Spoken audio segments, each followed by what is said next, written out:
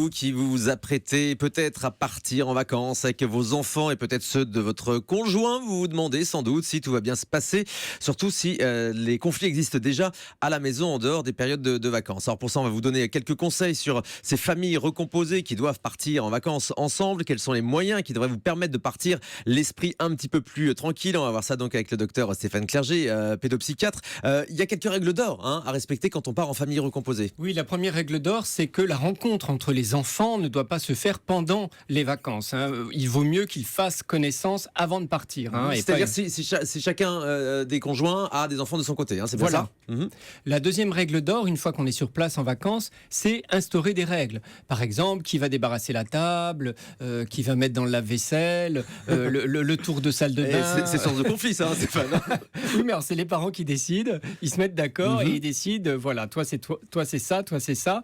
Et puis on évite la même chambre. Évidemment, si on n'a pas les moyens, on met tout le monde dans la même chambre, mais vaut mieux qu'ils aient des chambres séparées. Encore une fois, les enfants des conjoints différents. Pour garder son intimité, pour garder son jardin secret. Oui, voilà, c'est important. Partager sa chambre avec, j'allais dire, un inconnu, c'est pas forcément la première chose qu'on a envie de faire, même quand on est enfant. Ouais, alors donc c'est vrai que c'est source de conflit, ça peut être source de conflit. Parfois ça se passe très bien, oui. On va pas noircir le tableau. Oui. Parfois ça peut être source de conflit entre demi-sœurs, demi-frères, et pas évident à gérer. Et puis il y a aussi les conflits qui éclatent entre les enfants et l'autre conjoint.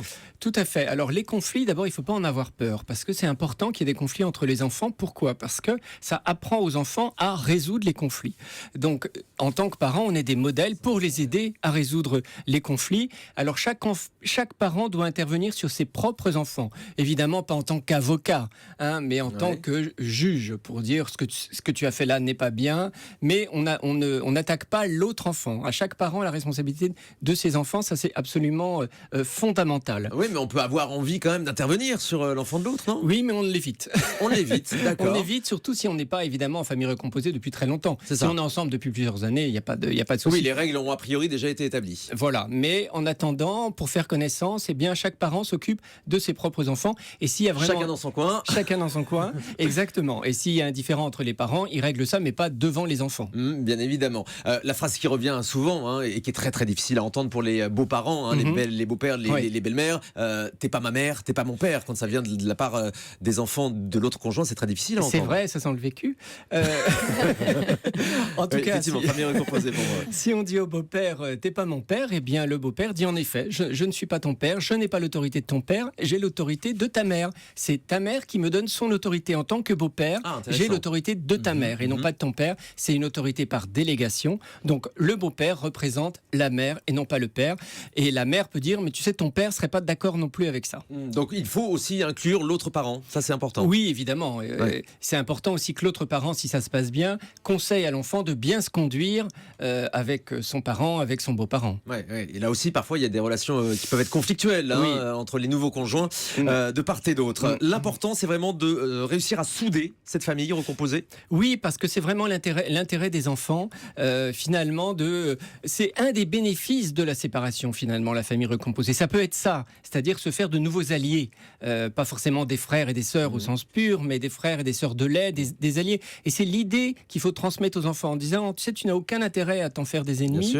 Faut t'en faire des alliés, c'est comme une équipe. Et puis c'est le double foot. De cadeaux à Noël, on peut le rappeler ça quand même. Oui, quand il y a les parents. Mais c'est vrai que je pensais plus au conflit avec les enfants, les autres enfants. Oui, là, leur dire, on fait une équipe. Les demi-frères, demi-sœurs. Voilà, on agrandit frères de lait, parce que c'est pas forcément les mêmes enfants. Oui, c'est exact. Isabelle Quenin, vous connaissez la situation je crois qu'on est beaucoup à connaître cette de plus en situation. plus. Mais on peut rappeler ce chiffre d'ailleurs. C'est quoi ? C'est un mariage sur 3 qui finit en divorce, même 2 sur 3, je crois, les statistiques. 1 sur 2 en région parisienne. 1 sur 2 en région parisienne. Donc évidemment, les familles recomposées deviennent quasiment la norme aujourd'hui. Isabelle Quenin. C'est pas tant le problème des demi-sœurs ou des demi-frères, parce qu'il y a un parent commun. Donc il y a la maman commune. Donc là où quand c'est le papa, je pense que là ça va déjà un peu plus, ça va déjà un peu mieux. Il y a des liens familiaux qui se sont créés. Ce qu'il faut vaincre, c'est la jalousie par rapport à ceux qui voient arriver ce nouveau bébé dans le couple. Ils ont l'impression que le papa ou la maman d'avant va pas les aimer autant.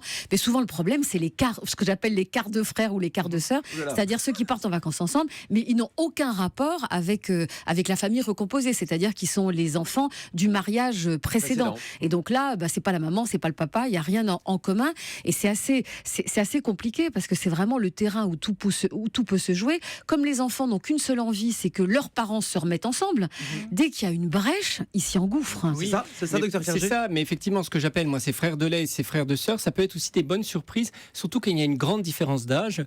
Il faut aussi, justement, parfois, ils s'entendent trop bien. Et quand ce sont des adolescents en vacances, il faut faire attention. Le garçon et la fille qui a 15 ans, ils n'ont pas le même sang et ils peuvent être tentés de se rapprocher et de faire comme papa et maman. Ça existe, ces situations? Oui, c'est des choses qu'on peut voir, on n'en parle pas, mais c'est pas forcément... Ça me semble assez tabou, effectivement. Et ça ne l'est pas vraiment, puisqu'ils ne sont pas frères et sœurs. Donc on est comme ça dans des frontières... Mais alors, attendez, qu'on comprenne bien, c'est interdit? Alors, c'est pas interdit par la loi, mais s'ils sont élevés ensemble d'une certaine manière, ça reste quand même du domaine de l'inceste. En tout cas, c'est à déconseiller. D'accord. Donc, quand on est parent, qu'on assiste à cette scène, on l'empêche plutôt. On s'arrange effectivement. C'est compliqué à cet âge-là. C'est compliqué, il faut être vigilant, mais il faut avoir ça en tête. Ça n'est pas rare du tout, et c'est pas de bonne loi. C'est pas interdit, mais c'est pas de bonne loi. Pas une bonne idée, on l'a bien compris. Anissa? Il peut y avoir une autre problématique aussi. Donc, il y a les familles recomposées avec les enfants de maman, les enfants de papa. Et puis, il peut y avoir l'enfant commun du nouveau couple. Oui, le petit dernier. Voilà, le petit dernier, qui lui est un peu plus légitime peut-être que les autres. Ça peut créer ça aussi des conflits, non? Des conflits ou pas. Au contraire, ça peut être tout à fait rassurant parce que du coup, l'arrivée de cet enfant fait que le beau-père ou la belle-mère entre vraiment dans la famille, puisqu'il est le parent de notre demi-frère ou de notre demi-sœur.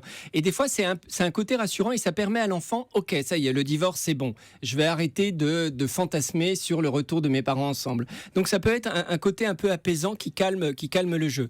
En revanche, ce qui est très difficile pour un enfant, c'est avec le père. Quand il voit son père qu'un week-end sur 2 et que le père a un autre bébé, et là, il le voit tout le temps. Là, c'est rude. Donc, c'est vrai que un week-end sur 2, quand il y a un bébé, ça, c'est rude. Il vaut mieux faire la garde alternée. D'être remplacé, quasiment. Hein. Donc, vous l'avez dit tout à l'heure, il faut réussir à souder cette famille recomposée. Il y a quelques conseils qu'on peut donner. Par exemple, faire des activités tous ensemble. Alors, justement, on peut revenir au thème des vacances. C'est vraiment l'occasion de souder cette famille recomposée. C'est vraiment le meilleur moment pour la souder. Et il y a plein d'activités possibles ensemble, des activités sportives, que ce soit entre enfants ou le beau-parent avec l'autre enfant. Et ça, c'est super parce que c'est des expériences fortes, les vacances. Ça tisse des liens, oui. Ça tisse des liens. Donc, il faut vraiment profiter de ces vacances pour justement souder cette famille recomposée. C'est aussi l'occasion de faire de la transmission, d'apprendre des choses à l'autre et d'établir un lien de confiance. Hein. Oui, alors en tant que beaux-parents, vraiment, on n'est que dans le truc positif. Hein. Vraiment, c'est une autre règle d'or, c'est vraiment, on laisse les conflits, les contraintes aux parents légitimes et en tant que beaux-parents, nous, on a le beau rôle. Ouais, on fait que les trucs sympas, on donne pas d'ordre, on console. Voilà. Bon, et il faut aussi préciser que les parents doivent garder aussi leur moment à eux. Cette famille recomposée, elle doit aussi être soudée par les deux, les deux parents, par le couple. Oui, Thomas, vous l'avez dit très précisément. Et il faut effectivement. J'ai eu un petit peu mal, mais il faut absolument, vous avez raison, garder des temps communs. Ça, c'est fondamental que le parent, pendant ses vacances, surtout s'il bosse beaucoup l'année, passe des temps seul avec son enfant. Et c'est important aussi que le couple non plus ne se sacrifie pas aux enfants qui sont parfois un peu durs avec le couple et se trouve aussi des petits moments communs quand les enfants sont couchés. Exactement. Allez, on vous souhaite de bonnes vacances. Hein, si vous êtes dans ce cas-là avec cette famille recomposée, ça donne des moments qui peuvent être très sympas, hein, Isabelle. Hein, c'est cette sorte de tribu qu'on emmène en vacances. Je trouve que c'est des éléments qui sont très très fondateurs parce que généralement, il y a toujours effectivement cette connaissance de l'autre. On fait rencontre, on regarde, c'est qui ta maman, c'est qui ton papa, comment t'es élevé, comment t'es habillé, elle a plus de jolies robes que moi et tout. Donc tout ça, chez les filles, il y a ce côté toujours un peu pestouille. Mais ce qui est bien, c'est que des années plus tard, parce que ça concerne ma fille aînée, des années plus tard, quand elle voit sa demi-sœur, elle dit « Tu te souviens ce qu'on se tapait dessus quand on se voyait ?» Et je pense que c'est des choses... Mais oui, ça fait de guerre. Exactement, et c'est quelque chose de très fondateur. Martine Pérez. Oui, ce que je voulais dire, c'est que, vous avez très bien dit, les conflits des enfants ne doivent pas devenir des conflits entre parents. Ça, c'est valable pour les familles recomposées, mais c'est aussi valable quand vous partez avec d'autres couples en vacances qui ont des enfants. Surtout, ne jamais se mêler des conflits entre enfants, parce que sinon, vous allez immédiatement vous bagarrer avec les parents. Chacun les siens, et ça marche très très bien. Anissa, vous avez eu ces occasions? Oui. Non, alors j'ai jamais connu cette situation, mais pour les familles recomposées, ça viendra peut-être. Vous êtes sympa, Stéphane. Non, mais on est à l'abri de rien, Stéphane a raison. C'est une jeune maman. Je rigole, pardon, monsieur. On sait jamais, il faut se préparer à tout. Mais pour les familles... On embrasse votre compagnon. Oui, j'espère qu'il n'écoute pas. Pour les familles familles recomposées qui écoutent, il y a un super film en ce moment au cinéma qui s'appelle Juillet-Août. Ah oui. C'est l'histoire d'une tribu d'enfants. Et il y a plein d'histoires entre les ados. Il y a aussi des petites histoires d'amour. Il y a plein de choses. Et tout le monde doit partir en vacances en même temps. Et c'est les enfants qui décident de prendre le pouvoir. Eh ben, ça doit pas être triste, effectivement. Ça s'appelle Juillet-Août, donc, et c'est en Juillet-Août. ce moment dans les salles de Exactement. cinéma. Merci beaucoup, docteur Stéphane Clerget.